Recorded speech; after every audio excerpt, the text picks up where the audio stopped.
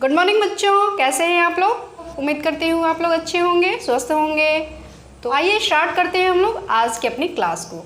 आज हम लोग पढ़ेंगे जीवन की मौलिक इकाई का सेकेंड पार्ट। इसमें हम लोग कोशिकाओं की संरचना के बारे में पढ़ेंगे। उसके पहले जस्ट आइए थोड़ा सा देखते हैं कोशिकाएं कितनी तरह की होती हैं। कोशिकाएं जो होती हैं मोस्टली दो तरह की होती है, एक कोशिकीय होती है और बहुकोशिकीय होती है। कुछ जीव ऐसे होते हैं जिनका शरीर एक ही कोशिका से बना होता है। उस शरीर के सारे कार्यों को, जो भी जैविक क्रियाओं के लिए एक्टिविटीज होती हैं, क्रियाएं होती हैं जीवन के लिए, वो सारे वो जीव अपनी एक ही कोशिका से संपन्न करते हैं। एक कोशिकीय जो जीव होते हैं उसमें अमीबा, पैरामीशियम, क्लेमाइडोमोनास और बैक्टीरिया आते हैं। और कुछ जीव ऐसे होते हैं जिनका शरीर एक से ज़्यादा कोशिकाओं का बना होता है। वैसे जीव जिनका शरीर बहुत सारी कोशिकाओं के मिलने से बना होता है उसे बहुकोशिकीय जीव कहते हैं। कवक, पौधे और जीव जंतुओं का शरीर बहुत सारी कोशिकाओं के मिलने से बना होता है, इसलिए ये बहुकोशिकीय जीव कहलाते हैं। विभिन्न आकार आकृति होने की वजह से ये कोशिकाएं विशिष्ट कार्यों को संपन्न करती हैं। जैसे हमारा शरीर बहुत सारी अलग अलग कोशिकाओं के मिलने से बना होता है। डायग्राम में देखिए, बहुत सारी कोशिकाएं मिलकर के हमारे शरीर का निर्माण कर रही हैं। जैसे तंत्रिका कोशिका हमारे दिमाग का निर्माण कर रही है, हमारे सोचने की, समझने की शक्ति इन्हीं कोशिकाओं की वजह से होती है। हृदय कोशिका शरीर में खून के संचरण का काम करती है।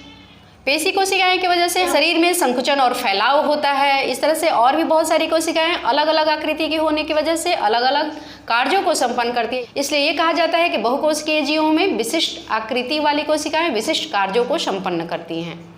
अब आते हैं कोशिका की संरचना पर। देखते हैं कोशिका के अंदर क्या क्या पाया जाता है, कोशिका किन किन चीज़ों से बनी होती है, कोशिका की संरचनात्मक संगठन क्या होता है, इसको देखेंगे हम लोग।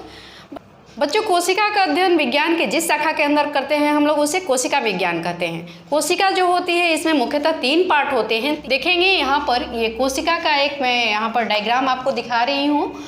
ये जो कोशिका है इसकी बाहरी वाली ये जो लाइन है इसको कोशिका झिल्ली कहते हैं। और इस कोशिका झिल्ली के बाद जो ये अंदर स्पेस है इसमें कुछ तरल पदार्थ भरे हुए रहते हैं जिसको जीव द्रव्य कहते हैं। और उसके बाद एक यहाँ पर घनाकार संरचना और नजर आ रही है आपको, इसको केंद्रक कहते हैं। तो इस तरह से कोशिका के मुख्यतः 3 भाग जो हैं आपका, कोशिका झिल्ली, जीव द्रव्य और केंद्रक। अब कोशिका में कोशिका के पहले भाग कोशिका झिल्ली के बारे में हम लोग देखते हैं। कोशिका झिल्ली जो होती है सबसे बाहरी संरचना होती है, ये सबसे बाहरी बाउंड्री लाइन होती है, एक तरह से कहेंगे इसको। कोशिका झिल्ली को प्लाज्मा झिल्ली भी कहते हैं। यह अर्धपारगम्य होती है। अर्धपारगम्य कहने का मतलब कि ये जो बाहरी स्ट्रक्चर कोशिका झिल्ली है इसमें छोटे छोटे इस तरह से पोर्स होते हैं, छिद्र होते हैं, जिसके द्वारा यह कोशिका के अंदर बाहरी पदार्थों को आने और कोशिका के अंदर के पदार्थों को बाहर जाने में मदद करती है। इसलिए इस कोशिका झिल्ली को अर्धपारगम्य झिल्ली भी कहते हैं। और ये कोशिका झिल्ली जो है यह 2 चीज़ों से मिलकर बनी होती है, प्रोटीन और लिपिड। यह कोशिका झिल्ली इस कोशिका को एक निश्चित आकार प्रदान करने में मदद करती है। ये मैकेनिकल सपोर्ट प्रोवाइड करती है, इसको यांत्रिक सहारा देती है, जिससे कि कोशिका अपने एक आकृति को बनाए रखती है। कोशिका झिल्ली के बाद दूसरा जो है आपका जीव द्रव्य, इसको कोशिका द्रव्य या जीव द्रव्य कहते हैं। इसकी खोज पुरकिंजे नामक वैज्ञानिक ने की। और यह एक तरह का तरल पदार्थ होता है जो आपके प्लाज्मा मेम्ब्रेन, कोशिका झिल्ली और केंद्रक के बीच में होता है, जो कि स्थिति को देख करके आप खुद बता सकते हैं कि इसकी पोजीशन कहाँ है।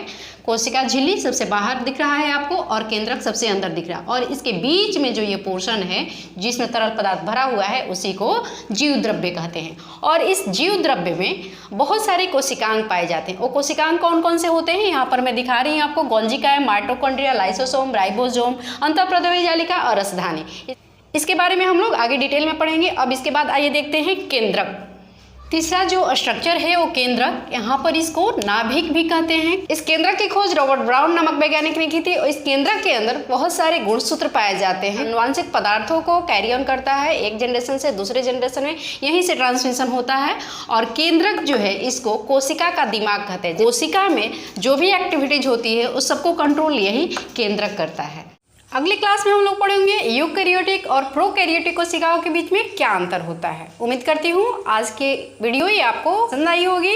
इसे लाइक एंड सब्सक्राइब करना ना भूलें।